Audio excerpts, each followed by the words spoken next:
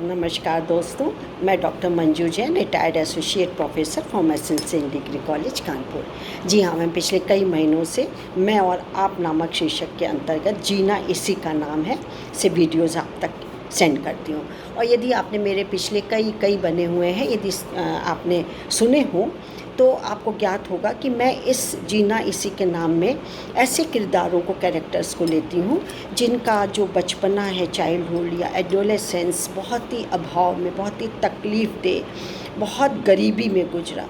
यहाँ तक कि खाने के लाले ऐसे हो जाते थे कि आज का भोजन है तो कल का नहीं है, या सुबह का है और शाम का नहीं है। लोग फुटपाथों पे सोने लगे, लोग रेल की बोगियों में कितने साल उन्होंने ज़िंदगी गुजारी और कितनों ने तो गलत कदम तक उठाए, यानी आत्महत्या और स्ट्रेस, अवसाद हो गया गरीबी के साथ साथ।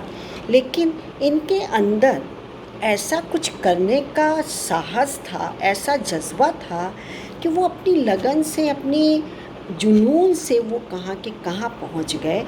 और कईयों ने तो कितने सम्मानों से उनको नवाजा गया लोगों ने, राजकीय स्तर पे भी और राष्ट्र के उसके स्तर पे भी उन्होंने बहुत सारे इनाम जीते, सम्मान से उनको नवाजा गया। तो इसी किरदार को ही मैं आपके सामने फोकस करती हूँ। तो आज भी मैं एक ऐसी ही महिला की कहानी सुनाऊंगी जिनके दुखों का कोई अंत नहीं था। और तो और वो महिला ये सोचा करती थी कि मेरा जन्म लेना ही क्या एक बदनसीब हूँ मैं, क्या मुझे हमेशा गरीबी ही दिखेगी, मैं कभी गरीबी से उभर नहीं पाऊँगी, मैं करूँ तो करूँ क्या।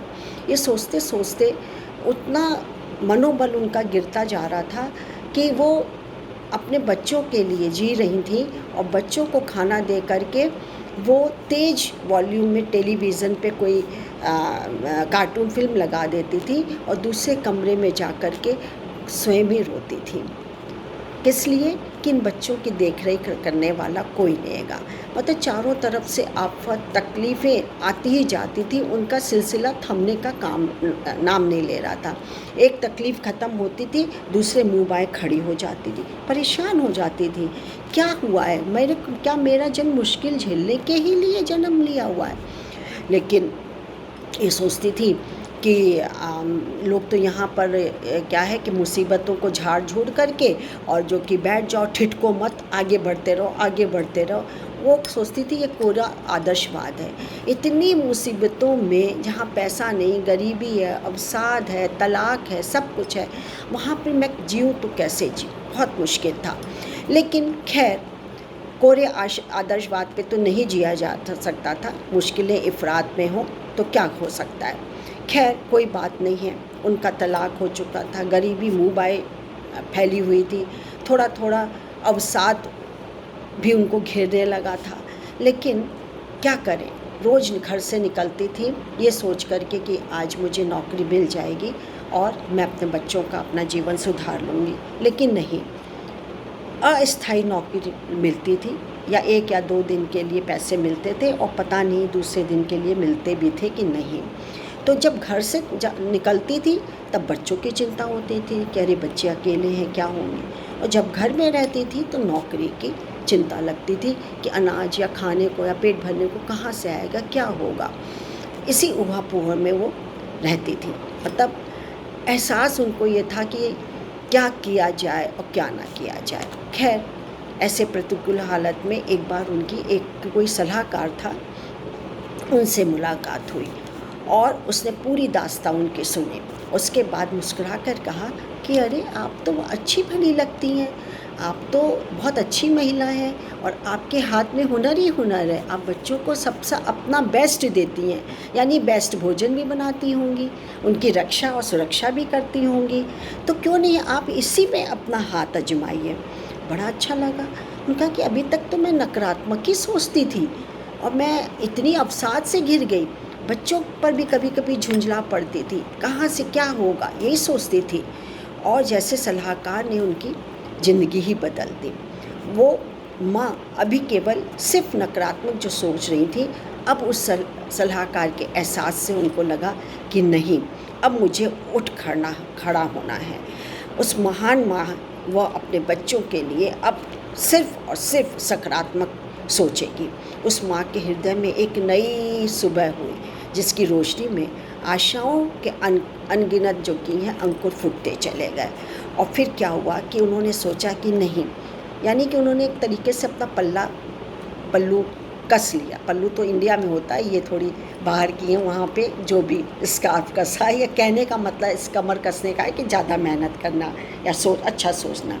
बस उन्होंने फेटा कसा और सबसे पहले विचार मन में पहला आया उनका कि अब इंतज़ार नहीं करना है, जो करना है बस अभी करना है, कुछ नहीं ऐसा सोचना है मैं कुछ कर सकती हूँ, कोई चमत्कार नहीं करना है, जो कुछ करना है उसको पोस्टपोन भी नहीं करना है, तत्काल करना है बस। और वो शुरू हो गई। बोले अब पड़े पड़े रहने से कुछ नहीं होगा। वो लोग पड़े रहते जिनका कोई ध्येय नहीं होता, लक्ष्य नहीं होता, वही खाट तोड़ते रहते हैं। और फिर दूसरा विचार आया कि सबसे पहले किसी की आलोचना, निंदा, यहाँ तक कि अपनी स्वयं की कमज़ोरी को भी आप नेगलेक्ट करिए, बल्कि अपनी खूबी को देखिए और किसी से ईर्ष्या मत करिए, किसी को चिढ़ाइए नहीं। बचपन में कोई मुझे चिढ़ाए या अभी मुझे कोई चिढ़ाए या मुझसे ईर्ष्या करे तो क्या मुझे अच्छा लगेगा? नहीं अच्छा लगेगा। बस उसी समय उन्होंने ये सब त्याग दिया। और फिर तीसरा विचार उनके मन में आया कि आखिर अब मुझे करना क्या है, तो उसकी एक सूची बनानी चाहिए। और ज़रूरी नहीं है कि ये सूची बहुत लंबी हो, छोटी सूची हो, यानी क्वालिटी के लिए क्वांटिटी को कम करना चाहेगा। ज़्यादा होगी क्वांटिटी, क्वालिटी गिर जाएगी। बस यही सोच करके ये प्रसिद्ध माँ जो बनी, उनका नाम था क्रिस्टीना कुजकिन, प्रेरक वक्ता भी थी ये।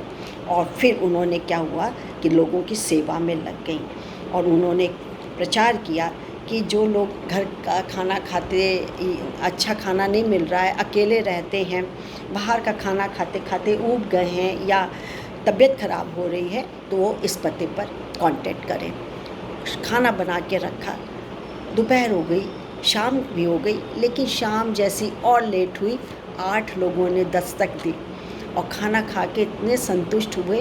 बोले आपकी लागत कितनी आती है? जो विचार वार्ता हुई हो। और उसके बाद तो जो तांता लगा उनके खाने का, उनकी प्रशंसा का। और आज वो किसी की मोहताज नहीं है। उनकी झोली में इतनी खुशियाँ हैं कि वो बांटते बांटते थक जाती हैं, लेकिन खुशियाँ कम नहीं होती। आज उनके पास 2 बेटियाँ, बड़ी बेटियाँ हाथ बटाने के लिए हो गई हैं, अनेक उनके सेवक हो गए, उनके फॉलोअर्स बहुत हो गए हैं। तो आप बताइए कि कहाँ नकारात्मकता काम आई, सकारात्मकता सोच काम आई ना, चाहे किसी ने भी दी। देखिए प्रेरणा भी कई जगह से मिलती है, अकेले नहीं मिलती है। इसको निभानी पड़ती है हमको कि हमको सकारात्मक ही सोच करनी है। फिर यही हुआ क्रिस्टीना के साथ भी कि जिस क्रिस्टीना को दुख चारों ओर से घेरे हुए था, वो आज दुनिया का एक खुशनुमा चेहरा है। वह दूसरों के लिए एक संबल हैं, एक धैर्य हैं, एक मजबूती है, मजबूत कंधा देने वाली हैं। सो उनकी झोली में आज खुशी खुशी है कि बांटते बांटते भी ख़त्म नहीं हो रही हैं। तो हम और आप भी कर सकते हैं, जो थोड़ा सक्षम हैं, हाथ पाँव हैं, हम भी वही राह पकड़ें, अपने दूसरों से प्रेरणा लेकर के। उसने भी प्रेरणा ली, उसने भी एक सलाहकार ने प्रेरित होकर के उसने भी यही किया, क्रिस्टीना ने। तो हेड्स ऑफ क्रिस्टीना। और आपसे अब इजाज़त लूँगी, नमस्कार, क्योंकि फिर एक नए किरदार के साथ उपस्थित होंगे। Thank you.